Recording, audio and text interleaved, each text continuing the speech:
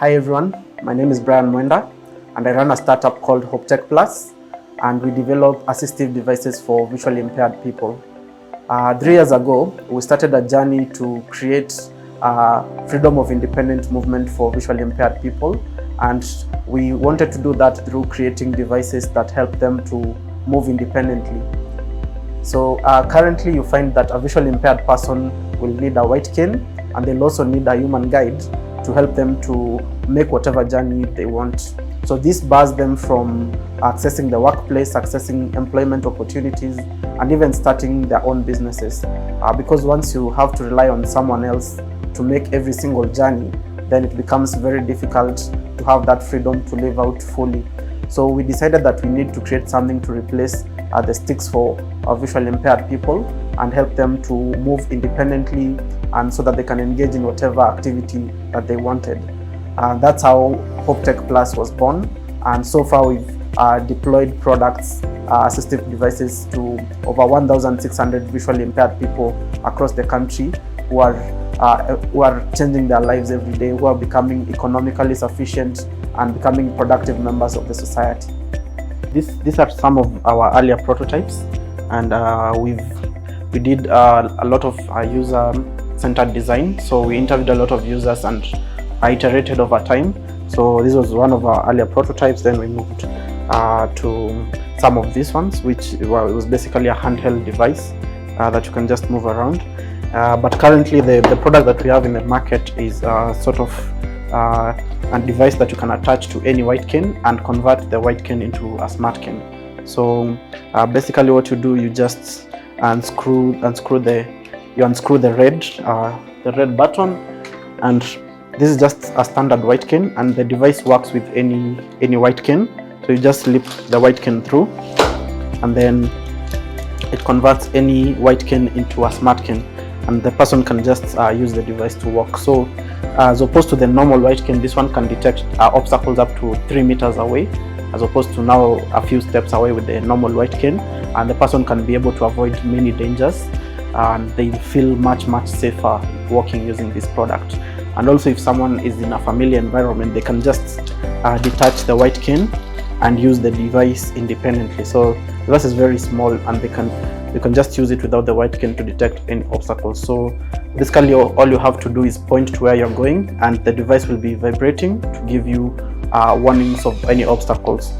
So you can just put the device in your pocket when you're not using it, and it's very light as compared now to using the white cane by itself. In our startup journey, partnerships have been very important to the work that we are doing, and one of the main partners that we were very happy to have on board is Kenya. We joined Kenya through an advertisement they had made where they were supporting startups that had products that could make a lot of social change, and our product was shortlisted for the Leaders in Innovation Fellowship, which was run by Kenya in partnership with the Royal Academy of Engineering. So we went through 1 year of training and mentorship, and how to develop our business plans and how to set up our businesses. And then Kenya provided us with a grant, a commercialization grant, to enable us to further our innovation and launch it.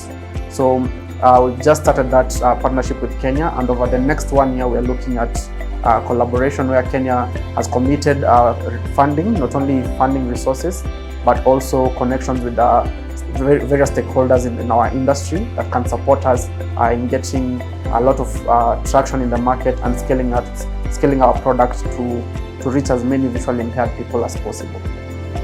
Yeah, so I'd say the startup journey is very challenging, and getting into some of these ecosystems is very helpful. And personally for me, going into such a program where you get to meet other entrepreneurs who are facing similar challenges, and creating sort of a community around where you can talk through issues, you can support each other, I think that has been very useful for me. And Kenya has facilitated opportunities where we can have these meetups and collaborate between each other, and I think that has been very impactful in our growth, in the success of our work. The main help we got from Kenya is the commercialization grant, and this was in partnership with a research institution. So Kenya funds through research institutions, and we are very fortunate to work with Meru University.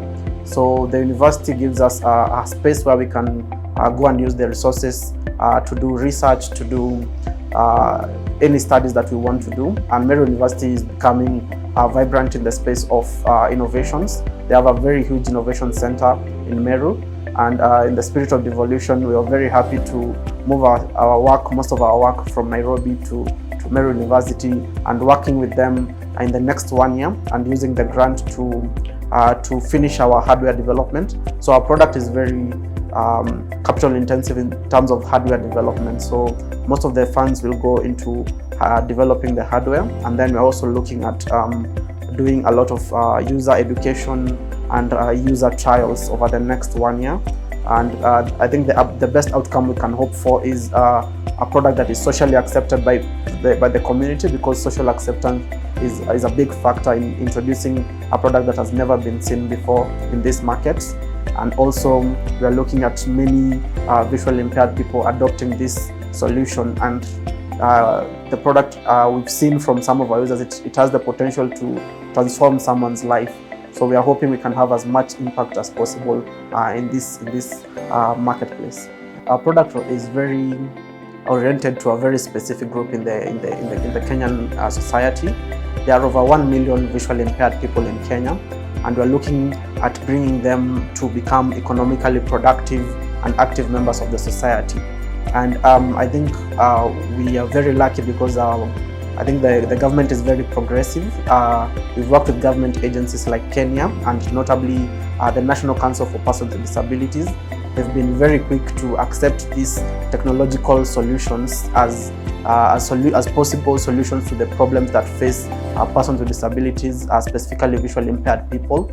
And I think we're very lucky that this kind of support is helping us to get as much impact in the marketplace as possible. So with support from organizations like Kenya, and with the kind of impact that our product has and the kind of potential it has, we are very optimistic about the kind of large-scale impact that we can have in the society.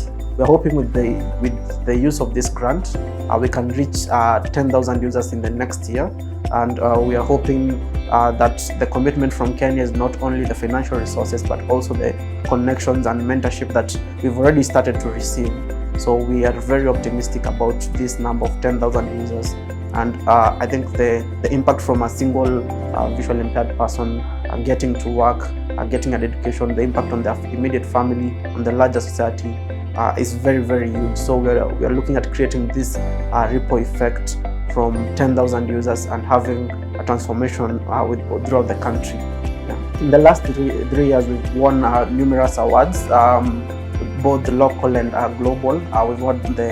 Locally, we've won the National Diversity and Inclusion Awards for the best deployment of technology to help inclusivity of persons with disabilities.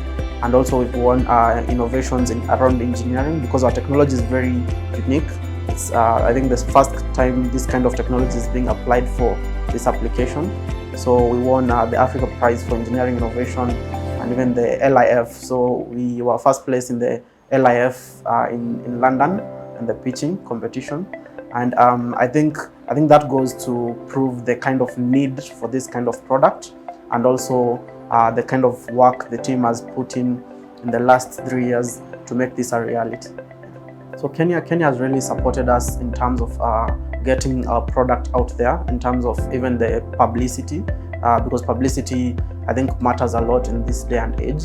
And even that brand goodwill, when you go and present somewhere and Kenya is backing your product and your project, then it becomes much easier to sell your idea even to investors and to other partners.